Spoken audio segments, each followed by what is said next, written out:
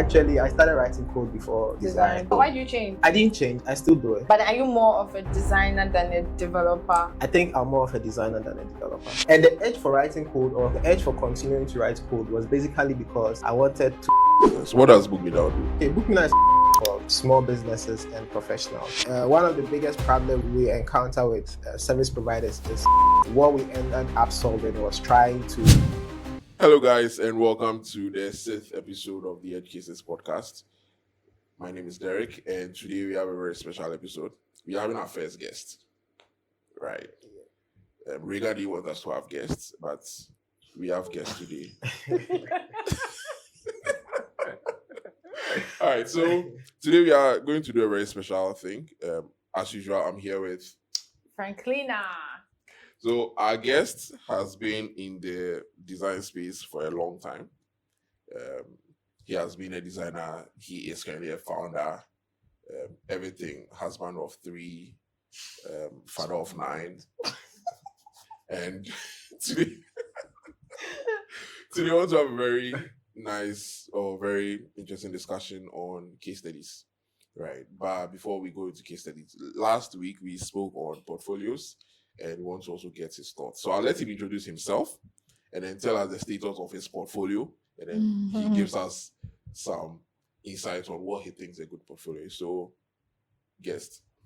Yes. So please tell us who you are and what you do. Yeah, hi. First of all, I'd like to thank you guys for inviting me. Thank you very much. Good to meet you for the first time, Franklina. Nice to meet Derek, you, I've met Michael. you a couple of times. Yeah. Good to meet you for the first time. Okay, so my name is Michael Sarpong. I'm a co-founder of Book Me Now and a product designer. In fact, what's the new term they coined? Because I do write code too as well. So Design engineer. yes, UX engineer or whatever they call it. Actually, I started writing code before design. Right. And then why did you change? I didn't change. I still do it. Okay. Right. But are you more of a designer than a developer? I think I'm more of a designer than a developer.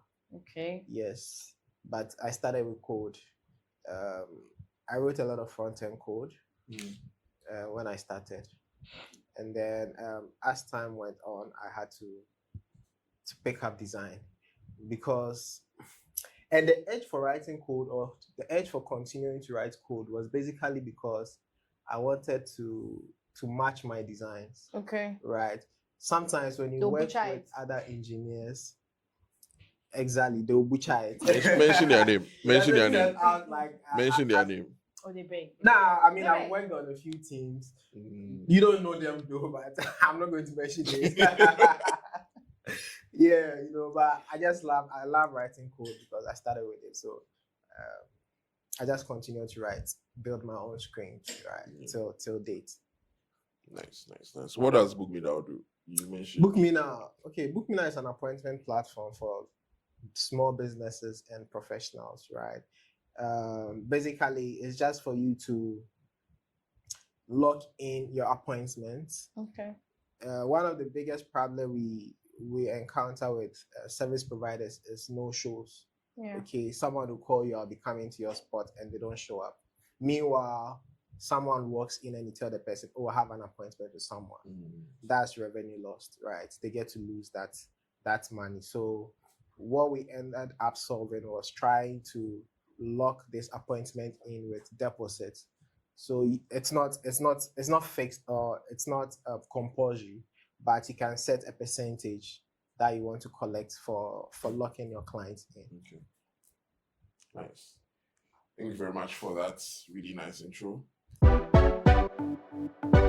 So, tell us about the state of your portfolio, because that's a topic that we've been interested in recently. So, do you have a portfolio? No, I don't have a portfolio. Why? Yeah, not because it's not important, but in fact, what's a portfolio at the first place, right? So I look at a portfolio to be something that sells you as a person, as a professional person, Okay. right, or a creative. So basically, if you are recommended or you are looking for a job, before you walk into that interview, what do people perceive about you, right? That's how I look at a portfolio. So I don't have one yet because, in fact, I haven't been job searching in a very long time. You're very comfortable where you are. He's a founder. He's a founder. Yes, that too, because it comes with a lot of responsibilities, And the main reason is because I've been consulting, and then I have a retainer client, right? So it's been some time since I job set, but hopefully we'll be going to the market soon. We need to make more money. We need to make more dough. Yes. We'll be going to the market very soon. So when you go to the market, what are you looking to add to your portfolio that somebody else might learn from? Right. I mean, I'm currently in the process of building one, because professionally, it speaks about you a lot. Not everyone is going to stumble upon your LinkedIn or whatever it is, right? So portfolio really, really matters. And I'm currently working on one. So I think this is the perfect time to talk about this, because we can discuss my thought process and what I'm doing to put it together. Nice. So if you listen to our previous episode, we talked about how sometimes designers just forget about they being actual product designers when it comes to designing their portfolios, because they just end up jumping into it and then talking and then they start designing. Right. So are you doing the same thing? If not, then we end the podcast. In fact, it's been difficult for me putting this together. Do you know why? Because I've worked on a lot of projects. Okay. Right. Some of them are in the market. They are doing well. It's an advantage because you get to show some metrics for how these things are performing in your portfolio. Right. And it's a disadvantage because you may not be able to capture all the processes you went through when you were designing those products that you want to include in your portfolio. Very true. That is a big disadvantage, especially if you don't document your work. Right. So it's been a bit challenging for me on that aspect, but then also it's a good thing because I'm still working on projects, right? And I can use these projects to fix those mistakes. Yeah, that's true. And frankly, how do you, let's say, add projects to your? How do you decide what project to add to your portfolio? If I had fun designing it and if I documented it. So if it's not on your portfolio, you didn't have fun designing it. And I didn't document it. But the key factor is documenting it. So one of the goals this year is to be a bit more proactive about documenting. It's just I'm curious. I think it can be another topic for us to discuss when it comes to documenting projects. But what do you document? Where do you document? And then how do you document? These three things are like very key when it comes to, because what is even documenting? Like Right. What is documenting, right? So for a project to show up on my portfolio, I enjoyed it, and then I actually have something I put down when I was working on it, because you don't want to lie on your portfolio, do you? Plenty people lie. I don't want to lie. I've lied before. I want to move away from people like you who are lying on their portfolio. So yes, I want to put things that I've actually done on there. So you go to my portfolio and I just have one project. Very intentional. Yeah, you are the designer we are talking about. What do you mean by that? I mean, how am I doing this? In fact, how did the project start? Okay. Right. So it varies. Depends if you are already working on a project, right? It could be a new feature that the product is yet to see. So the entire beginning of the project, the discussions that are going on, and also I think it depends on the team and then the work culture. Okay. Sometimes it may be a freelance opportunity, right? Those are hard to document. Exactly, because most of the freelance work I've done, I just receive a scope. Yeah. Right. Then I have to go through the scope. If I have questions, exactly. You can fish for them if you want to. So you ask questions based on the scope that you've been given. Yeah. And sometimes it's quite difficult to go through the entire design thinking or whichever design framework you want to use. It's quite difficult because if a client approaches you and then they throw a 100-page document to you that, hey, this is what I want to build. Masa, he's already done his research and all. So all you have to do is pick up from where he needs, right? Exactly. So it varies. But if you work in a team, right, you can play parts in the discussion of the feature or the product that is being built. So from the get-go, you can start documenting your process. When you go into these meetings, what do you talk about? Okay. Right. Some of the timelines you set, and so on and so forth, the actual problem you want to solve, right? You can document all of these things. Since it's fresh, you can. Yeah, so if you have the motive that I'm going to document to write my case study, you will know the kind of information to put down to use. Where do you document? I know we are digressing a bit from what we're actually supposed to talk about here, but where do you document? Where do you put the words? Slack. Okay. Explain. Yes. Yeah, that's very interesting. Yes, I do mine in Slack. Then I move it to Notes. Okay. Apple Notes. Okay. Then I move it to Google Docs if it needs to be. Okay. Right. So why Slack? Because when you're on meetings, we use Google Meet. Okay. Then I have my Slack open side by side. Okay, so as the meeting is ongoing, I just bullet them to myself. Okay. That's where it starts. So all the ideas, I bullet them in my chat with myself. Then from there, I build it in my notes. Okay. I build those points in my notes. Then once I have it structured, then I move it to Google Docs. Okay. Because I can save it confidently there. Okay. That's a pretty wild approach. It's a very interesting one. Yeah. Derek, how do you document? If you document at all. Oh, I do. I write in my notebook. Right. Yeah, I write in my notebook. And then the only times I see what you mean by the Slack, but the only times I use Slack is maybe if I want to keep some feedback that some stakeholder has sent. I just copy and paste it in Slack. Use Slack, you can DM yourself. Yeah. Then I do that. But then for when I'm writing the case study itself, I jot down, I write down the points, and then I type directly into my if I'm using a CMS, I type directly into it and I get the feedback. Okay. Yeah. Oh, okay. I do mine in Figma. You type it in. Yeah, like I leave notes in Figma. Oh. So it's the text in a frame, white background, and I'll type in there. I mean, I've done that too before. So it's like stickies on the design. Right. Yeah, that's how I go about mine. Yeah, that also right. Okay. Interesting. Very I mean, we've started talking about case studies. Yeah. This is basically the case study topic. Yeah. So if you not realize, we've started talking about case study. But then that's the main thing we want to discuss in this episode about how we get into case studies, how we write, and I think how we document is a very good start to that.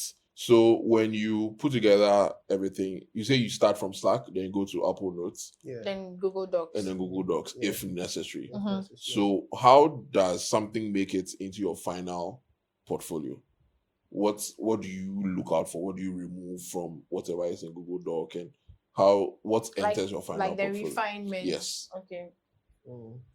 Well, most of the scrappy things, they go into my notes. Okay. My Apple Notes.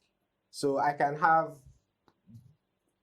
I'll be writing a case study on one topic or one idea or one project or feature, but then I can have versions or variants of it. Oh, and then you really spend you're supposed to spend time on your case study, but then to have versions of it. Yes, I do have versions. You can't do this if you are doing your portfolio only when you are looking for a job. Yeah. Exactly. So I do agree with you on that, because you don't have that luxury to go through all that. Because when I'm writing a case study, I think of it from different perspectives, right? From a designer's point of view, from a hiring manager's point of view. So then I ask myself, if this person wants to hire me, like, what's going to grab their attention to read my case study? I don't want to waste their time, because I've been on both sides of the table a few times, right? Whereby I'm hiring and then applying for a job. Okay. And it's not fun, because you have a lot of CVs to review. Then and it's even worse when it comes to hiring for design role, because they have portfolios. And so you look at the CVs and look at the portfolio. You look at the portfolio, now you go and see what they can do and all that, right? It's a lot of work. So I ask myself, okay, so if I'm hiring somebody, what am I expecting to see in the first place? So that guides me to write my case study, right? From the designer. So I mean, from that point of view, it even helps the designer person or the designer POV to draft the case study. Yeah. Sure. Yeah, I think I side with you, because currently I'm trying to put together one. So how I'm going about it is, I have a number of let me say topics or some like titles that I want to put in the case study. I just write them there, and I ask myself, is this worth putting in there for somebody I know who doesn't have time to read? Is this worth putting in there? So that's how I, tick the boxes as to what I want to go into the final portfolio or not. Mind you, I've not written the structure. It's just titles, so that I don't have to spend time writing the whole thing and then coming back to come and do all that. So that is how I think about when it comes to what should go into the final draft. Right. You want to share yours? Oh, mine, mostly vibes. But it depends, right? I have multiple case studies ready. So, for example, for my current role, what I did, I substituted the case studies that I felt were relevant to that particular industry. On your portfolio? Yes. Okay. So the industry that it's in, it's logistics supply chain, and the product that we're going to work on was closer to an e-commerce product. So my portfolio, I stretched out a lot of the things for e-commerce adjacent projects. I have a question, but you finish. Yeah, so I swapped out some of the case studies for e-commerce adjacent projects so that it aligns with what they are looking for, what they are doing, and that gives me a better chance at it, because now I'm speaking their language. So I have multiple case studies that are there, they're on the bench, that as soon as I want to add. So what I did on my portfolio, I have a switch in my CMS that I can just toggle on and off the case studies from showing. So it takes just maybe 2-3 minutes. I toggle it on off, and then I can decide what shows on it. So that's how I decide what case studies to add to my portfolio. So I mean, I'm not weird for having variants of it. He does it. He does the same. So my question actually is, if you are applying for so many roles, how do you do the switch? Because these roles are different. They require different, or they're in different industries. They're looking for something. So if I'm applying to company A, and I know that company A is a fintech, I would have to provide case studies related to that. Company B is into logistics. I have to provide case studies. So how do I, knowing that they might be visiting the portfolio almost at the same time, because I'm applying at the same time, how would you not help me navigate that? It got to a point I stopped applying to everything. Okay. Right. You remember in the last episode I mentioned you need to know the type of designer you are. Yeah. So that includes knowing your interests, where you want to play, what industries you want to play in. So once you know that, you can limit yourself to maybe 2 or 3 industries. Okay, and then make your portfolio. case studies for them. Okay. And then get case studies for them. Otherwise, you want to go the agency route where even agencies nowadays, they define the type of designers the type of designers or the type of even companies they want to work with.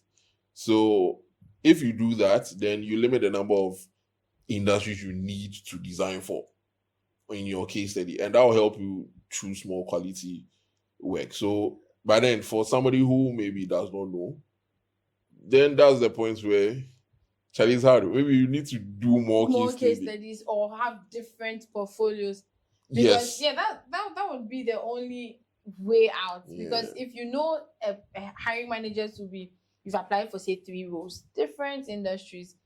Then and you have case studies for all. You can't just put all of them. You can't toggle them on, because then who are you, right? So like Mike, you said you've been on retainer on one. Is it one company retainer? About a couple. Sometimes a couple. Okay, and are they in different industries? Yes, they are in different. So how do you navigate that? Do they see your work in another industry and they're like, oh, maybe you do well in our industry? Like, how do you sell yourself to them, given they are in different industries? I mean, that's a good question.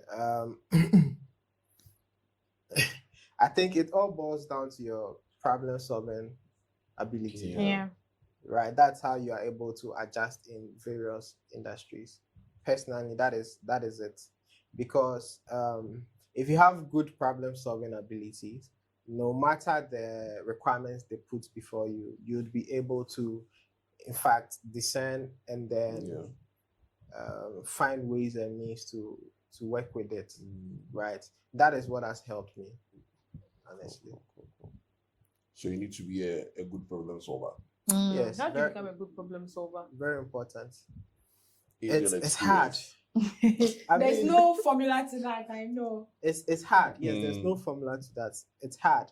One of the things I would say is it comes with experience, not necessarily years, but by working on a lot of projects. So means you have to get your hands dirty to build that. A lot of hard projects. Where hard is what? I mean, if you are always doing simple work. Where simple is what? I mean, a lot of things are simple. Like what? You see, like I think it's very relative. It should be a relative thing. Well, it is, because depending on your level, it may be simple or it may be hard. Yeah. Right. Like maybe a to-do app. I mean, that one everybody knows. It's simple. or say you don't have autonomy over your work, and then you're always following instructions. Yes. And you've been doing that for 10 years. Yes. If somebody has full autonomy over their work and does it for maybe 3-4 years, the person has much more experience over you that has been following instructions for. Yeah. Exactly. Yeah. Exactly. And it also boils down to, when you're a freelancer, Yeah. When you work in a team, you work in a team. So there is that collaboration. True. You can get assistance from anyone and so on and so forth, right? But when you're a freelancer, who do you turn to in the team? You're your own, right? So these are some of the things that, it adds value to you as a designer. Yeah. True. So what is the key thing if you were looking for somebody to say help you with, let's say book me now, you are hiring a designer? What key thing will you be looking for in their case study? Charlie, you should be independent. Independent as in not working in a team, or you should. What I want to see in your case study is you being able to work through an entire project. Okay. Right, from start to end. That's one thing. Because why? Because we are a startup. Anything can change at any time. Yeah. Right. And when we have a lot of responsibilities, right now, my co-founder and I wear different hats a lot. Right. Currently, I'm handling social media, posting, and all of those things for some time now. We don't have anyone doing it. Design. Right. In addition to that, some other managerial and leadership stuff is also going on. Besides that, we still have our 9-to-5. He's also doing his thing, creating content and so on and so forth. So we are all wearing multiple hats. So if we need someone on the team, we want to get someone that okay, we can discuss the problem you are trying to solve, but then from there you should be independent. And should be able to work on it, take ownership of the project. Yes, you don't need hand holding. Exactly. So how does somebody communicate that in their case study? Well, this is very tricky, right? But then one way you can tell is somewhere in your case study, there is a section for the role you played and then the context and so on and so forth. So you can look at the number of people on the team. Okay. Right. If it has about 4-5 designers, you know that this person is a team player. Okay. Is this person who you want on your team? How can they? And also, where did they join the project from? Okay. The beginning or in the middle or towards the end of the project, right? Okay. All of these things need to reflect in the project. That way, if you join in the middle or towards the end of the project, you may not encounter a lot of problems that the team encountered when they were building the project, right? So you have to look at all of these things because building products is hard. I mean, it's so hard that you have to think for yourself. You don't need a lot of hand holding. Yeah. To do some of these things. So this is one thing that I'll look for in a case study. You mentioned the different points in which a designer can join a project, whether they join at the beginning, the end, and all that. Yeah. Will the case studies be largely different depending on the point in time you join the company? Yes. You join the project. The project, yes, it will. What would you say for somebody who joins, say, at the end? How would they maximize their impact or their work day? Not maximize as in overhype it. Yeah. But then how would you make it sound meaningful? Because you come at the end. Yes. Yeah, I think if let's say the project has been going on for 6 months and then one of the designers left 2 months to the end and then I'm hired, I still put in some work. Yeah. So if it were you, how would you have been in such a situation before? You took over work from someone. Unfortunately, no. Okay. Right. But then again, if we flip the tables, right, or the chairs, I would look at, since before you join, right, what was the progress?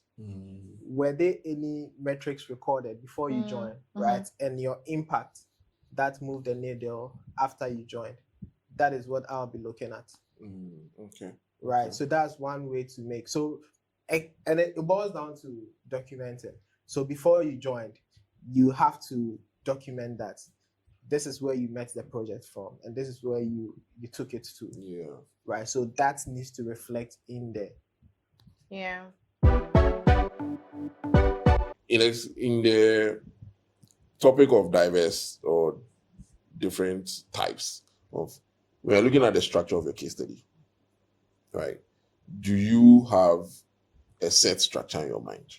No. That I'll answer this one first because I've played the two parts. I've come from a place where my case study has to have an overview, has to have a problem, has to have how my tweet, has to have research, has to have result, has to have like I'm coming from there to now understanding that case studies, they don't need any format. Or okay, maybe they do a single format. A single format. The project, just as projects are different and you handle them differently, why should your case study be the same as the rest? Because you handle the projects differently, different problem, different way to solve it. Your case study should not be the same. So if you look at it, it might look on the outside as it's following a certain structure. But if you really look at it, it's really not. You are just narrating a story as to how you went about this particular project. If it follows a structure, that's fine. But then I'm thinking of it as if I were explaining this thing to my mom and I want to keep her engaged. How would I do that? That's like the thing when I'm trying to, structure my case study. So I'm very far from structure, like a rigid structure to a very flexible structure. Yeah, I mean, I side with you. You're very right. That's how it's supposed to be because different projects come with different roles and responsibility, right? So you can I mean, you can say you're a product designer or UX engineer or whatever, but on this project, you may handle UI design. On another project, you may deal with UX, whereby you have to do some research before you come and do your ideation and your design, right? And in other projects too, you may have to write some code in addition to what you did. So they all don't follow the same structure. I don't think I can say much on this because we've done all the talking. And I side with you. Will it be a red flag if you're hiring somebody and there are 5 case studies and all their case studies have empathy? I need whatever. Jude Phil's junior designer. I mean, it is a red flag, straightforward. Like I think it's even a red banner. Because you can't tell me he played the same role in all of the project that not thinking. Right. And it comes to Derek, your point before you ask this question. The requirements for the rules and working outside of the team, it forces you to have a dynamic portfolio or case study. Right? Yeah. You work in a team. You've contributed or demonstrated your team playing ability in that team. So that can make a solid case study for one project or whatever it is, right? Then you did some freelancing or independent or side project or something, right? That adds some dynamic flavor to your portfolio. So if someone picks it up, they know that, oh, okay, you can work independently, you can also work in a team. And now it's even more advantage because AI is here. And that was my next question. And it's crazy. So if you can work alone, you can work as a solo person, you have leverage. You can use any of these AI tools to build upon the ideas or the designs that you craft, right? Which gives you more advantage over other designers and so on and so forth. Let me take us back to the structure of case study. So fine, assuming you want to stick with the rigid structure. You know, some people still, there are designers where their portfolio, their case studies are, case studies are sectioned. So they section it overview, problem, research, impact. You can do more with those things. Like when you go to the boot camps and all that, they teach you to structure it like that, right? But then even if you want to stay within that structure, those titles, you can do more with them. So I try to be a bit more conversational or descriptive in those titles. So it's not a problem. You can just put a statement there. What the current state is. It's the same as problem. But then whoever is reading it feels like you're having a conversation with them. Because when I'm talking to you, I won't come and say problem. So solution. So I won't say that. I'd rather say the problem at that point in time was merchant so and so. So when I came in, this is what I did. Then I went to speak to, you don't speak in bullet points. So why would you want to one word everything on your case study? That's because they're using AI to write the case study. that was my next point. Like in using AI to write your case studies, is it a no or is it yes with an asterisk, or what do you advise people? What do both of you advise people to do with that? Do you want to go? Go first. I mean, using AI is not bad. It's not bad at all. As a matter of fact, it even makes you.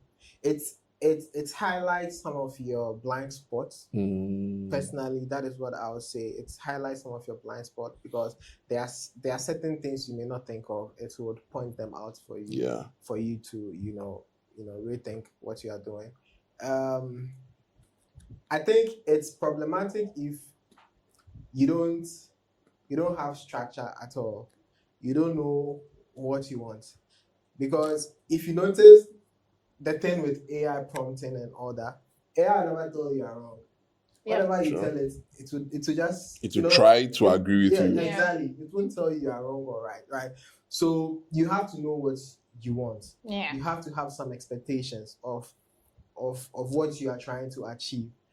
Once you have this in mind, it can guide you. I have a very weird way of using AI to do my writing, right? I use AI. I won't deny it. I use AI, but I use it in a way that I do my first writing, like my draft. I do write my draft. So, like you were saying, I'll put my points down. 1, 2, 3, 4. Once I'm done, I'll build them myself with my voice and my tone. Yeah. Right. Then when I'm done, I'll consult AI. So in a way, it's really still your work. It's my exact. Yeah, so just working based on that. I'll always tell it to proofread what I've written. Okay. And there's this thing I also learned recently, setting rubrics, right? Okay. So some kind of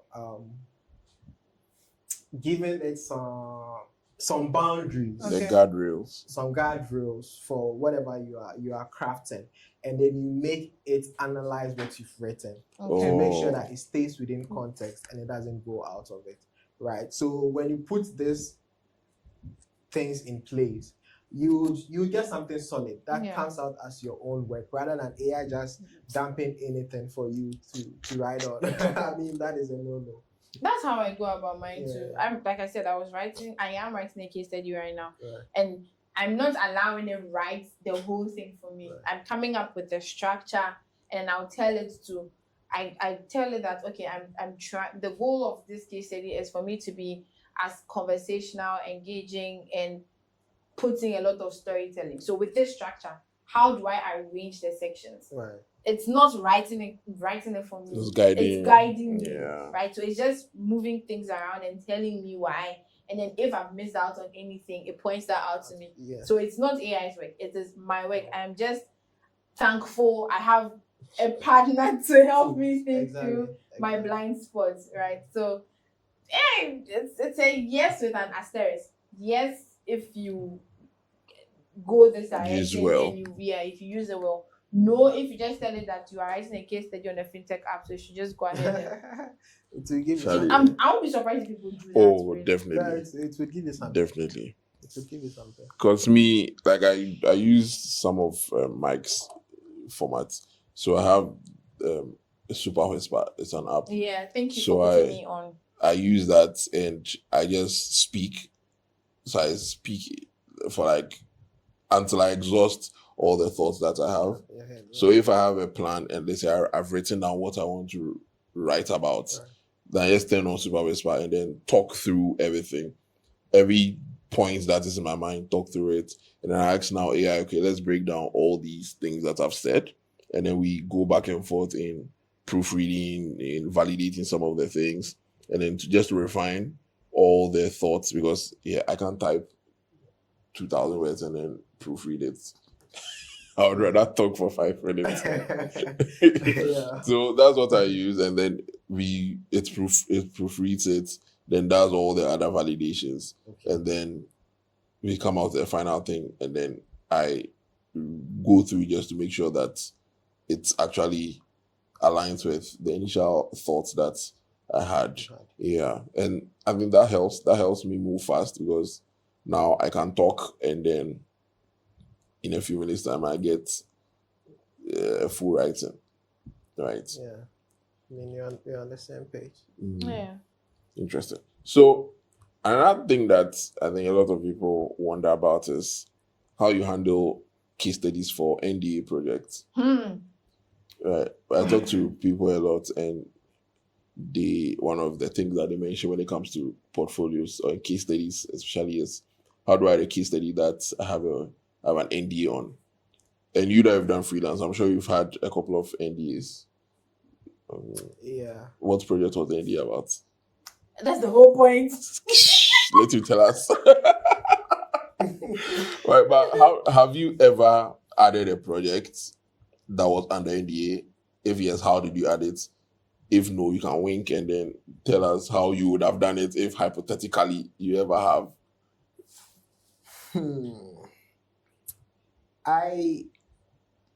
I don't think I have, right? Because my portfolio is really, really outdated.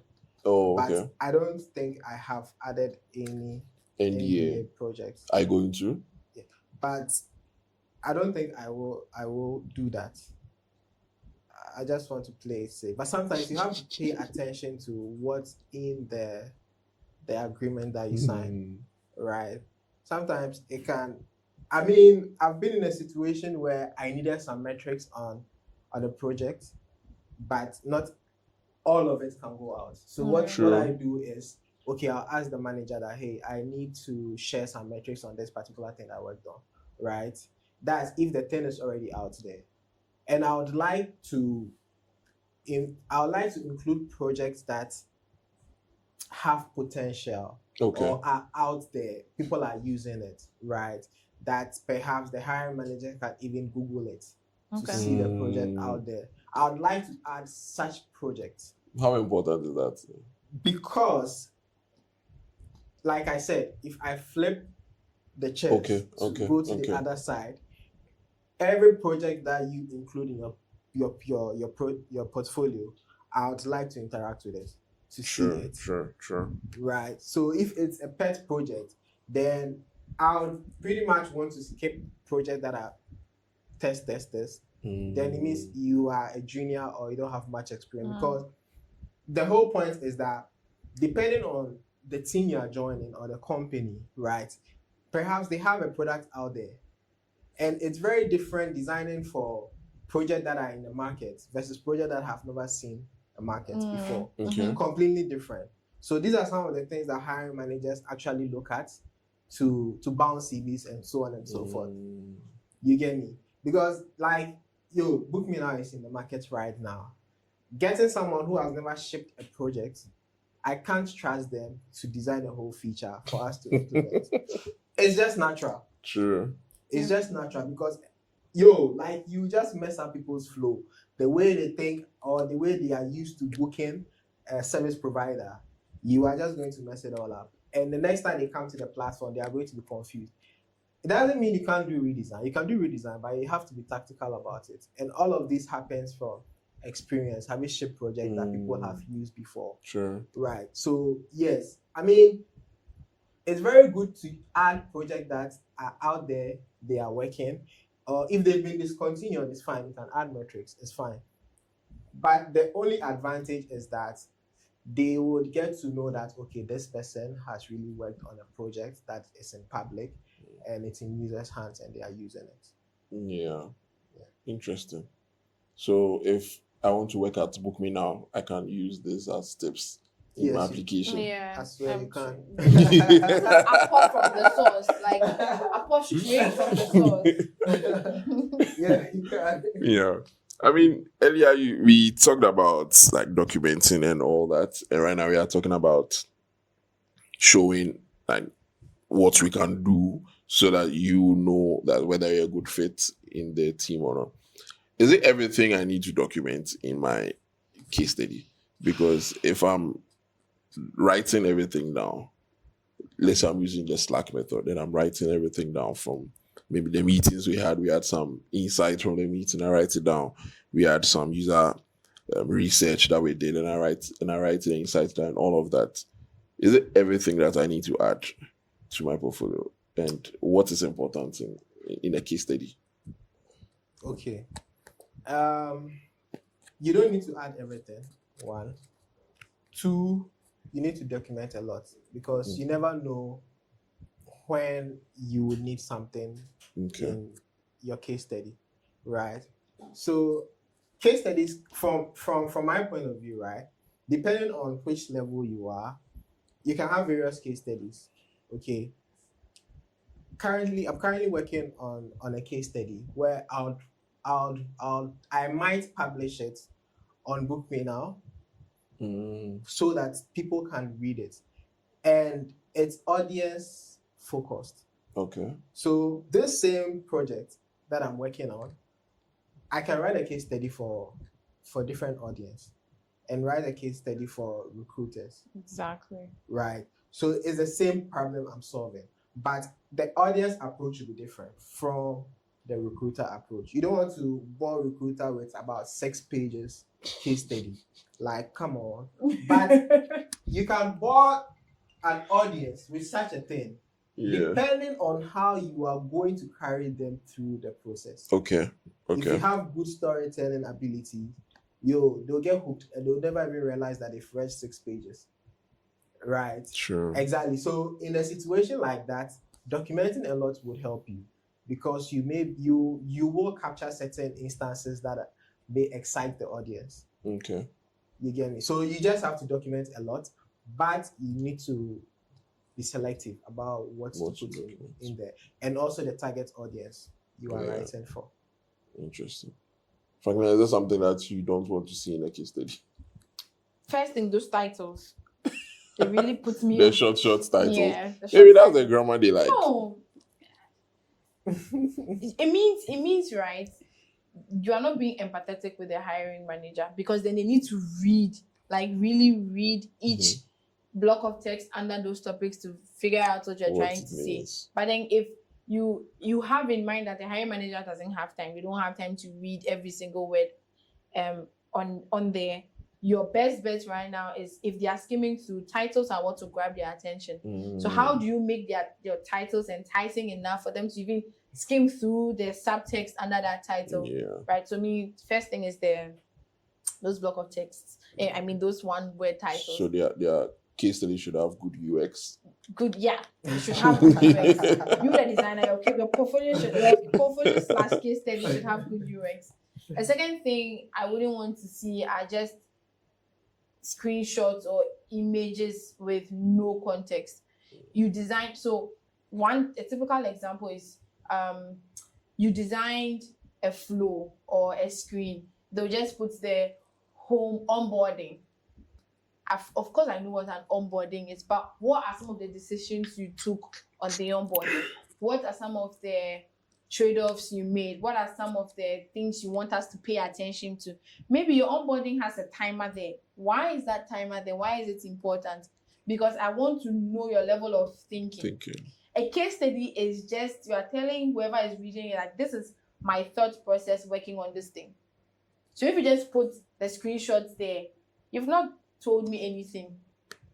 You've not said anything. It's like you are sitting right in front of me and I say, okay, tell me a work you've done before. These are the images. And then you're sitting there. It doesn't work that way. So if you're not going to behave that way, sitting right in front of the person, why would you want to do that on your case study?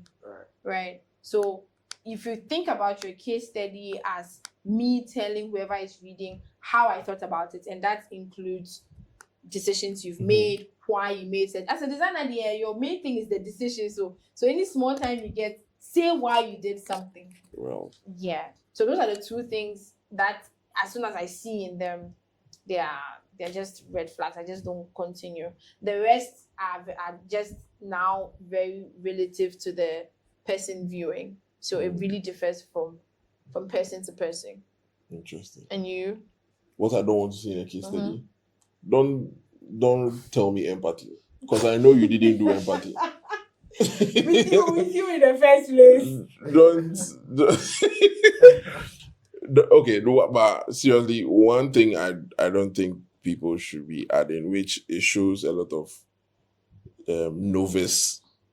What's the noun for novice? Noviceness. Right, is that you walk dito with a design framework. Yeah. Like, you pick the framework and then you follow it like a Bible. It tells me that you don't know how to think independently, because you are just following. That means you come and look at the book. Okay, today is empathy. Okay, when I see somebody, I'm like, oh, then let me be in your shoes.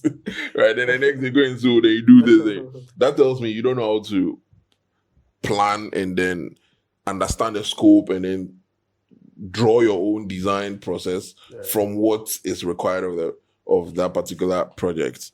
That's one thing. That's one key thing I don't want to see in a case study. Also, don't leave your images to the very end. If you have images to show me at the top, because I probably will not scroll. Right, but the days I scroll to, I expect to see something valuable in it. Right. And Yeah. then let me interject here. The I know I have a long case study. It's something I'm working on, but also just keep in mind that don't keep it too long, right? It's become Maybe it's a research paper. If your audience is so like he said, if you know who you are putting together your portfolio for, your case study for, it will guide you. If I'm looking for a hiring manager, trust me, don't run through or don't read through that research paper I have there right now. But you have to start from somewhere. You always have to start from somewhere. But yeah, so.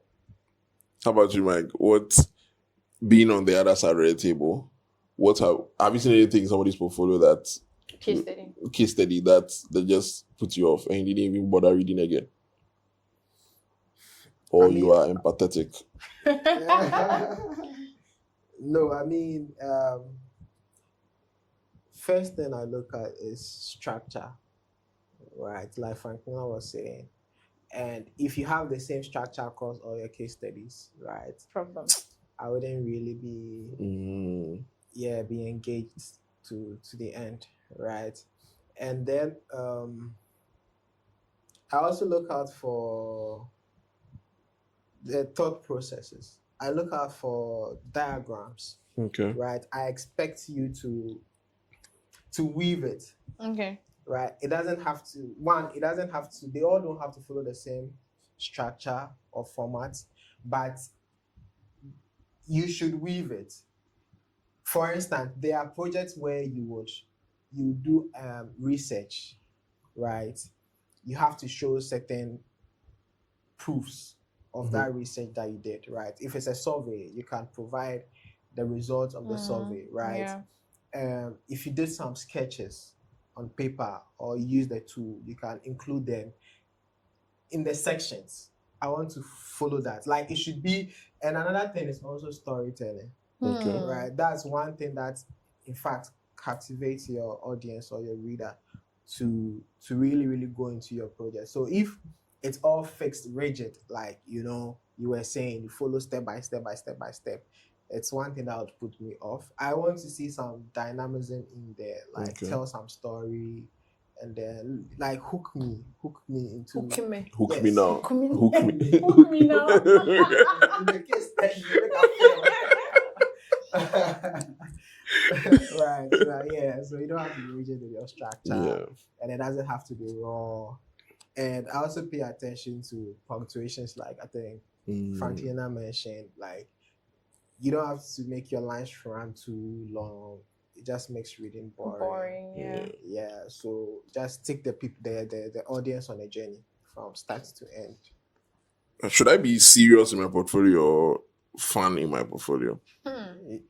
Well, I mean, you just have to strike a balance from my point of view. Strike a balance. Why? Because there are certain, well, I get where you're coming from. Where you're coming from, for instance, if you've positioned yourself to be a Web3 designer or a fintech designer, you forgo, like you have to be strict with it, right? You have to be professional with it. Okay. But then if you position yourself as someone who is a lot more in the startup ecosystem, doing more work there, then yes, because you never know who would read your portfolio. That's true. So when you strike that balance, you are able to get both people's attention. But if you also niche yourself to, then you have to make sure that you're going all strict with them, and then you'll be good. Yeah. Which one are you? Are you a strict designer or are you a fun designer? I'm not a strict designer. No. So you're in between. Yes. I think a lot of people will say they are in between. Yeah, that's a safe answer. Yeah. Until your portfolio really reveals who you are. So my question to you guys now is, how do you send that? Like, how are you able to tell that this is a fun designer? Yes, exactly. I mean, your language should tell a bit. Right. Because if your language has, maybe you loosen up your language, you have some words, some detonation, you make a remark in there about maybe something fun that happened or something interesting that happened, instead of maybe sticking to the topic, and then everything is I don't say on point. On point makes it look like the fun people are not on point, but it's largely in the tone. Yeah, It's largely in your choice of words and all that.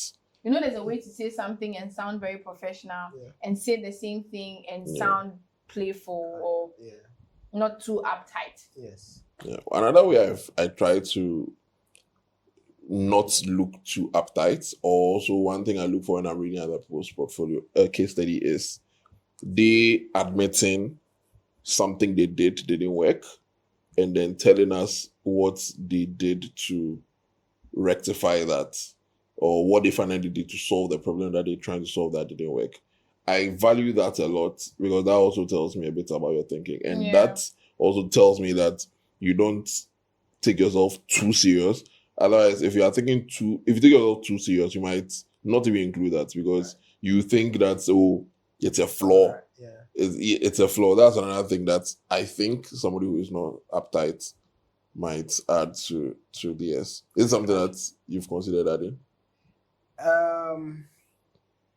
I mean, it depends, because when you have some of these case studies, right? I see the case study to be something that morphs. So when you launch the product, right, within a month or maybe 6 months, it may perform in a certain way.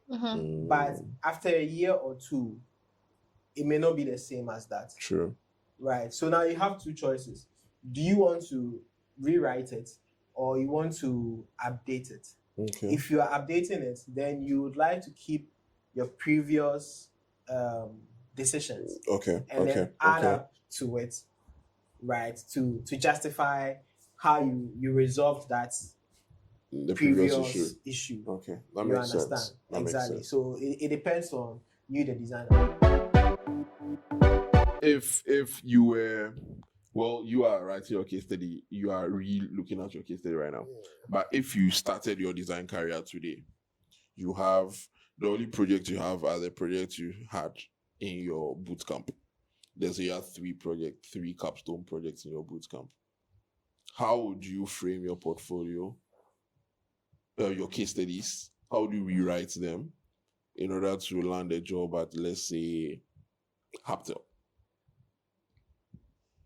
So I'll give you 10 seconds to think about it. Can I answer? I mean, do I stay? Okay, you answer. Okay. So if I had 3 capstone projects from a bootcamp, one of the things I would do is to spend time looking at the case studies of other designers. Okay. In general, at that company? In general. First, I'll start in general, just to give me a good sense of what a typical good case study should look like. And then I'll go into those who work there. Because if you don't know what is out there, how do you make a difference? True. How do you stand out? Or how do you even make yours better? So that's the first thing I'll do. And then the second thing is to, as much as possible, try to be in the shoes of hiring managers. If I have people around I can speak to, I'll speak to them, because then you won't put everything there. You would want this hiring manager to leave your portfolio making an impression about you or thinking about you in a certain way. How you do that is when they read your case study, what they take away. So anything at all to make a mark in this hiring manager's mind. Is it a particular statement? Is it the fact that I bore my weaknesses? I made a mistake and I I acknowledged I made a mistake in the project and then showed how I rectified it. Or I showed in my portfolio that I was able to stand up against my CEO or a boss, and then I defended my case, and they insulted me, but then I still pushed through. And at the end of the day, my project came out successful. Hey, you're passionate about this one. Is it a real life story? Is it from a place? Yeah. Ignore them. What I'm trying to say is try to make sure your case study is leaving an impression on whoever is reading, right? So I would spend time looking at what is out there and then try to, be empathetic and then leave a mark in the minds of the hiring manager. Okay, that's a good one. Don't say that she has said everything. I mean, yeah, she makes a good point, right? But with everything I know now, I'll document early. Okay. I'll very much document from the get-go. I'll start documenting. I'll write down the processes, like what's happening in the conversations and so on and so forth, right? And then get all of these things together, prepare them for in fact, I'll even take a different approach by while I'm documenting, when we complete phases or sections, I'll start writing them. Oh. Right. So we get to the end, and that way, two things. It motivates you to keep working on your case study because it's something you started. So as you still keep documenting and you are progressing, you would go back to build your story. That's one. And then two, I think I would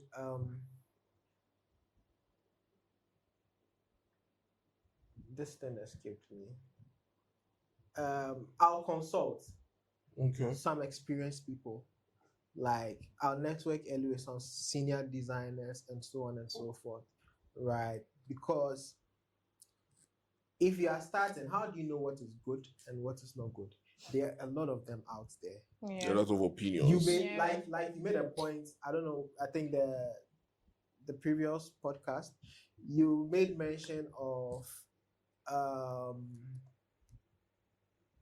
this thing is escaping me. I'm trying to recall it, but if I consult someone who is a senior, I try to network to get these people to know who I am. I would share my work with them, or I think I've remembered the point. You mentioned something about why does this thing come and go? That's why I have to document early.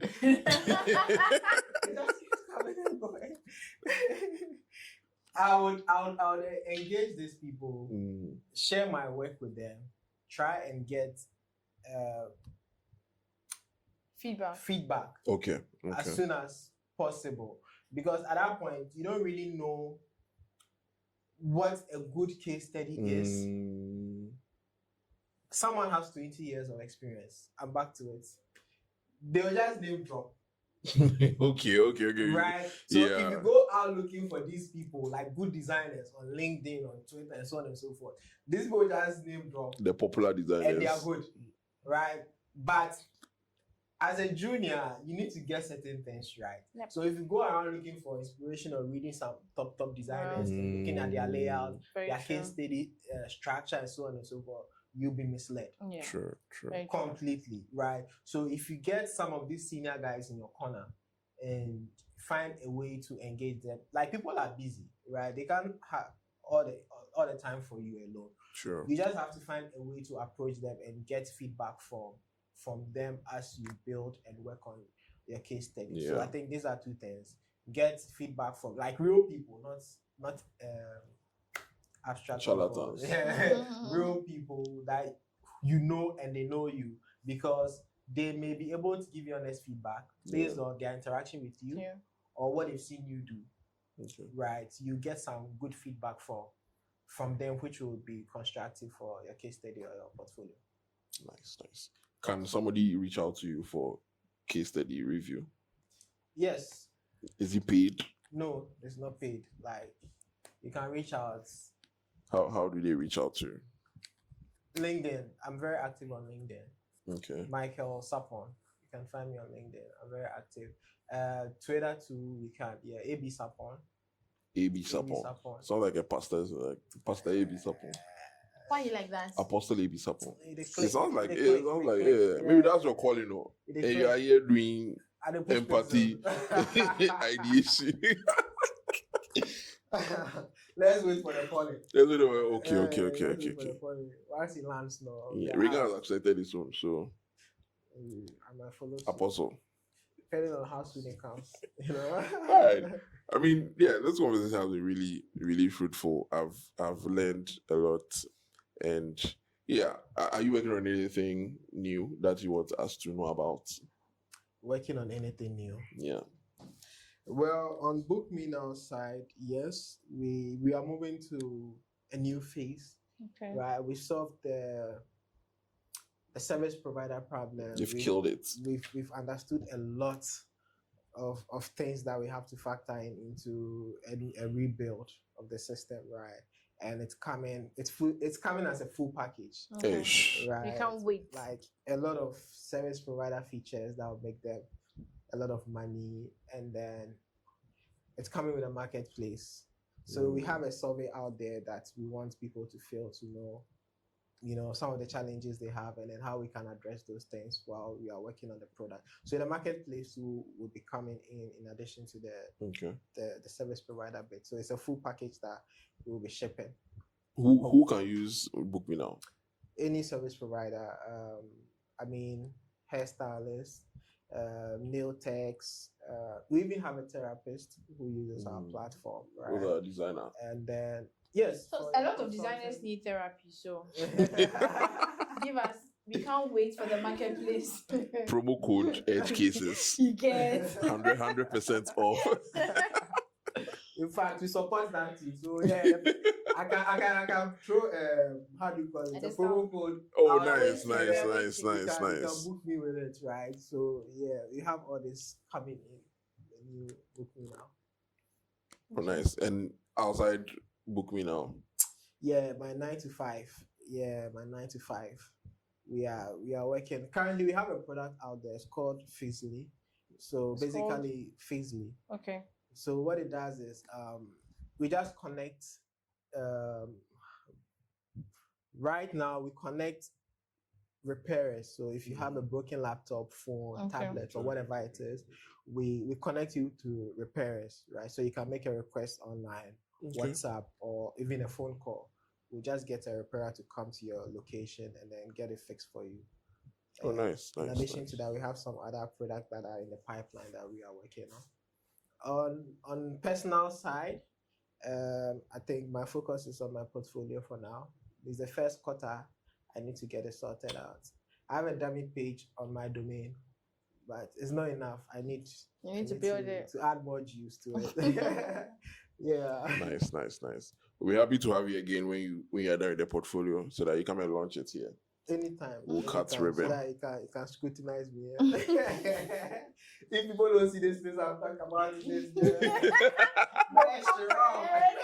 They're going to at you at AB Support and screenshot. I mean, it's been a nice conversation. Yeah, thank you so much for joining us for this conversation. Anytime. Frank Nels, thank you very much for joining us and for giving us your candid feedback. Yeah, it's been Edge Cases.